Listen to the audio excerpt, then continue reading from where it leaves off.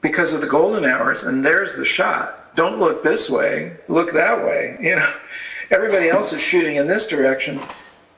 You shoot this way. I mean, it could be that simple, and all of a sudden you get a completely different photograph.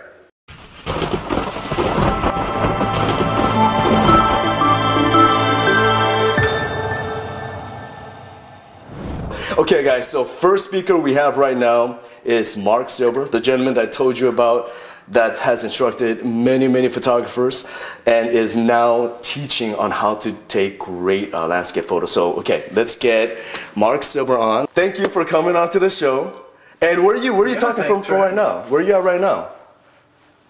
I am in Carmel, California, which, if you're not familiar with the geography on the West Coast, we're about 2 hours south of San Francisco, and we're on the coast. This is out the window, a couple of miles away is where Ansel Adams lived, like 2 or 3 miles away. If you're familiar with Edward Weston, another amazing photographer, lived over there.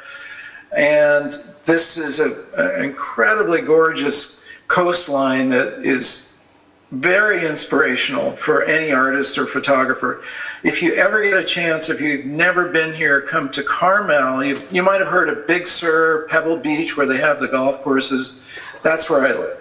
Oh, Big Sur. So that's where the new MacBook update, Big Sur, is based off of. The Big Sur is an actual location over there. Exactly. Oh. Big Sur is... I essentially can look out the window and see Big Sur. It's kind of funny. I haven't updated to the new OS yet, Whoa. But it is based on where I live right here. That is amazing. It's a gorgeous piece of countryside. It's just phenomenal. Oh my God, that's so amazing. So, all right, Marc. So I wanted to just ask you some few questions and get to know you and see how. First off, how are you doing during this COVID times? Are you doing okay? Yeah, I had to do a complete pivot, and you know, this is really important as, you know, for being in business. I can't tell you how many times I've had to pivot as a creative, as a photographer, or whatever. And we might even get into talking about some of those things. But my business has primarily been doing commercial video production for other companies. Not so much shooting commercials, but videos that they could put on their website as commercial videos. And I have, you know, big clients in Silicon Valley. Obviously, in March, that all came to an end. So I've also been developing my educational platform. So I basically did a huge pivot, and I said, okay, well, I can't go out to these companies and shoot videos. And I don't know when that's going to change, unfortunately. If we get a vaccine, hopefully soon, that will change. But meantime, my passion, and it's always, you hear this all the time, it's true, you have to follow your passion. My passion is education, and I love to teach people. I've written, you know, 4 books on photography. This is my first one, Advancing Your Photography, and I have courses that go along with that. I have a mentorship, so I basically did a huge pivot in that direction, and that's where I'm putting all my energy right now. Oh, that's great. So first off, Marc, when did you first start photography? Well, I knew you were going to ask that question. I started really when I was 8 or 9, probably. I had one of these cameras like this. This is known as a box camera. It's a Brownie box camera. I had one of these, and I was in love with it. I went around and I took pictures with it, but they were really disappointing because I would take them to the drugstore where we had our film developed, and they'd come back and they just didn't. You know when you go and you get a photograph and you're like, wow, this is incredible, and then you get it back and it just doesn't look good at all. Like tiny little photo. A little tiny, and it was badly processed, so they were very muddy, as we say, very lacking in contrast. When I was 12 years old, though, my teacher had a darkroom, and he said, hey, would you like to learn how this works? And I developed a roll of film, and I made my first prints, and that was like, wow, unbelievable. That's when I became a photographer at age 12. Because I could go into the darkroom, control the photographs, make big prints, crop them, change the contrast, do all these things that I couldn't do before. And I really became serious as a photographer through my teens. I did go to art school, San Francisco Art Institute. Oh, wow. At the same time, Annie Leibovitz was there. You must be familiar with her work. Mm-hmm. But there's a big but here. I did not end up following that career path right away. And I wrote about it in this book on creativity. It's called Create. It's my most recent book, and it is what it says. It's how to be a creative. So I didn't follow that career path till many years later. I had developed a very successful consulting company in Silicon Valley, and I basically said, okay, I got to go back to my photography career. And so about 16 years ago, I relaunched myself as a pro photographer, and then I transitioned into video production, and then I started writing books and teaching classes. So that's a very short version of the story, and the much longer one is in this book. Because the point I made in the book is that sometimes we find ourselves hungry to be creatives, but we're on a different career path. And so how do you transition over is really important. And I was able to do that myself, and I have to do that constantly. In reality, it's so easy to say things like, well, follow your passion, but you really, you have to, it's like driving, you can say, well, follow where you want to go, but maybe there's a roadblock, maybe the weather is bad, or there's smoke or something, and you have to be able to navigate through all those barriers. But that's what I try to teach people. I like that.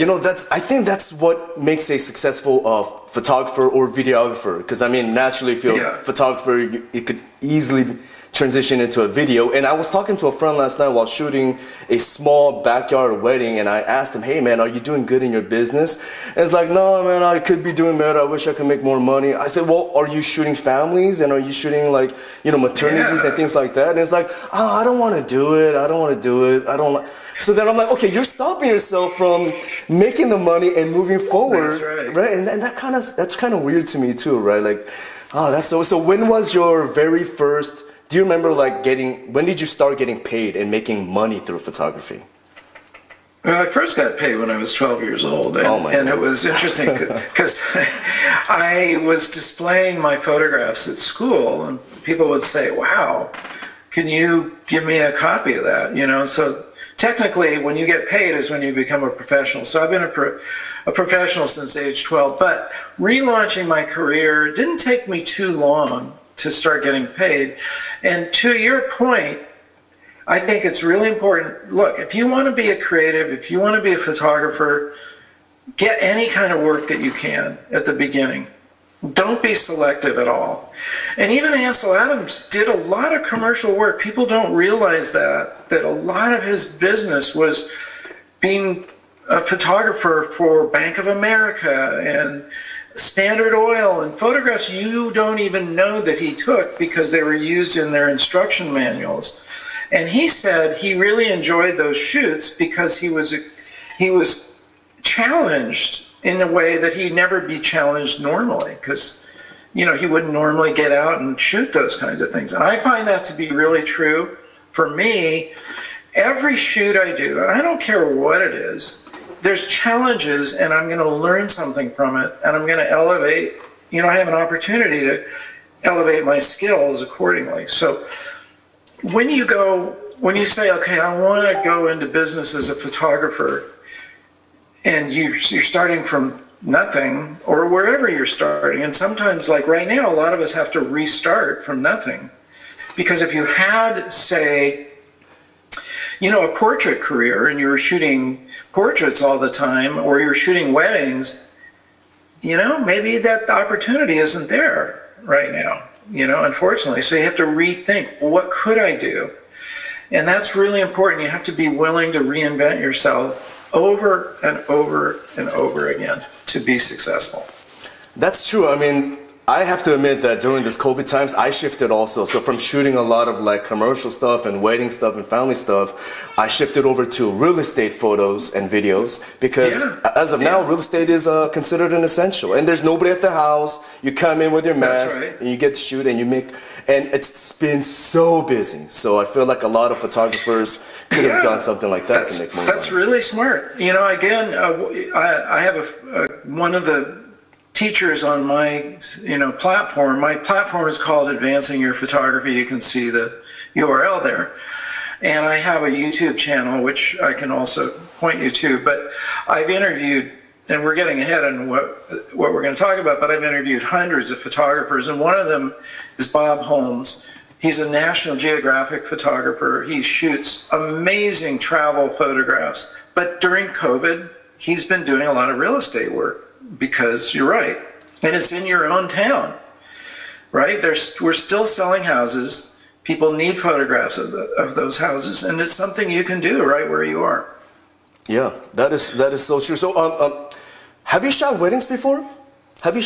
What kind of photographies have you done? I've shot one wedding. Oh, so you're not into the wedding photography, but you shot one wedding though. It's not. Yeah, Again, you have to decide where you're going to put your energy, I guess. Yeah. And for me, I couldn't make it fit schedule-wise with raising a family and other things that I had going on. It was just a choice. So I did go in a different direction. Oh. But I understand wedding photography. I have trained with one of the top wedding photographers, and I understand the ins and outs. And again, I've interviewed so many different wedding photographers. I know what you have to do and how you have to do it, and the importances of it. It's a wonderful, listen, what could be better than capturing that day, right? And even leading up to it, the engagement photos and the getting ready photos and the after photos, and just tracking that whole experience is remarkable. It's an awesome opportunity. That is true. So I know that, Mark, you've interviewed a lot of photographers to learn. And can you explain to me, can you tell me why you started that process and also just that experience that you went through?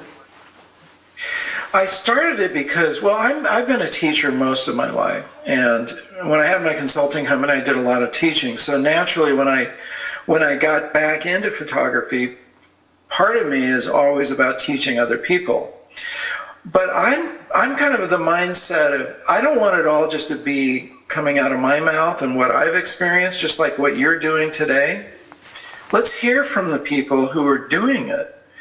So my first thought was, I was a big fan of Ansel Adams, and I'd read all his books. And, he talked about this one skill called visualization, which means you have to see the photograph in your mind before you press the shutter.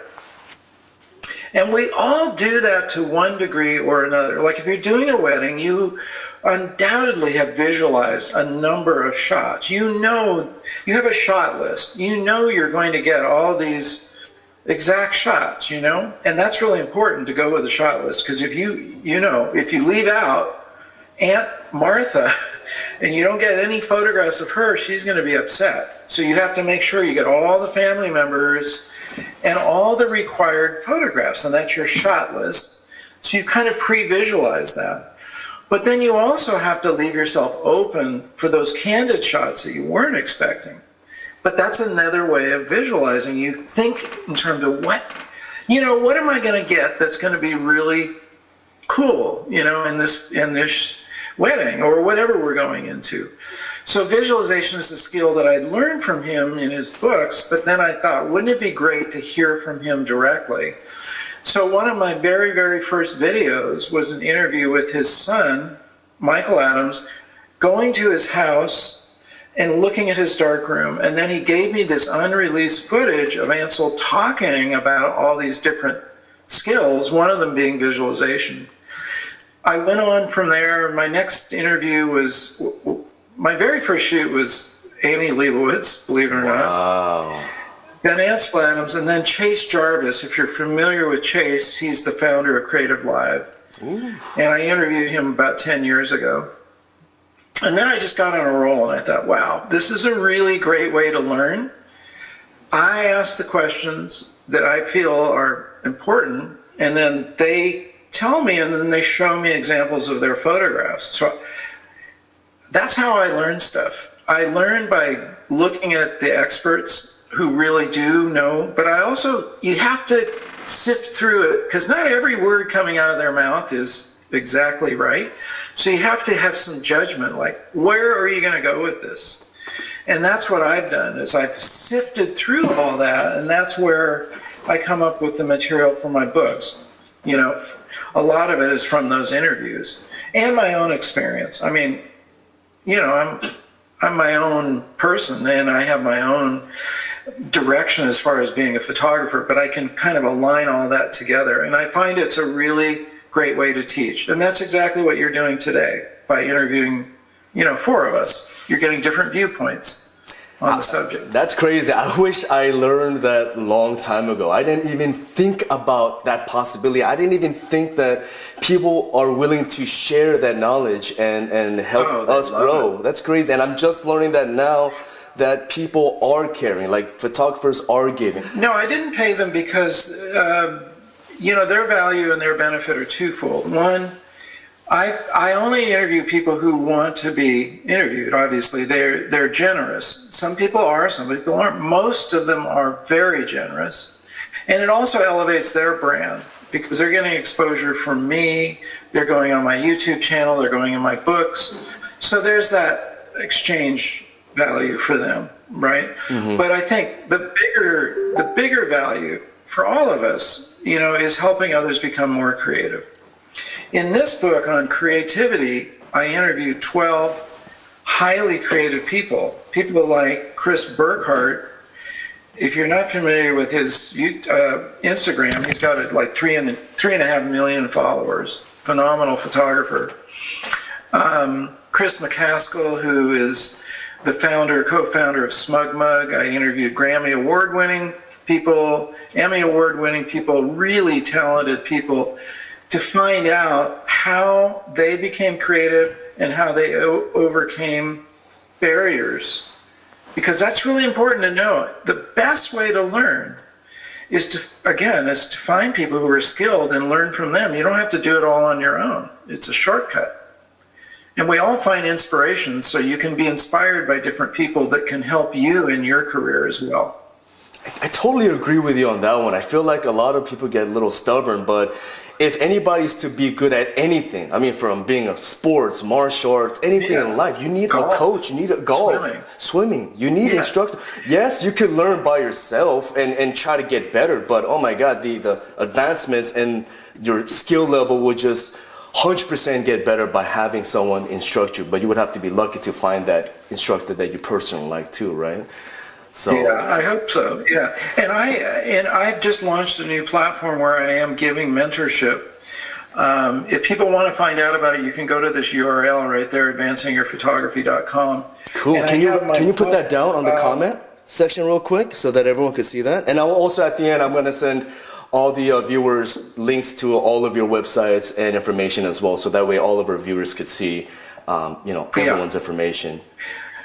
But I found, I did a whole lot of surveys recently. I found one of the main thing that people needed was some kind of mentorship. They need somebody who they can go to and ask questions and get intelligent answers, and not jumping all over the place. I mean, that's the thing about a mentor, is somebody you can rely on. I didn't have one. I had to create my own mentorship. Essentially, that's what I did when I interviewed all these photographers. So having done the hard work over 10 years, I thought, I'm going to make it easy for other people to get a mentor. I'm going to be their mentor, and I'm going to help them on their path. That is super important in any skill. Like you said, in sports, you have to have a coach. If you don't, you could be doing something wrong, you don't even know it.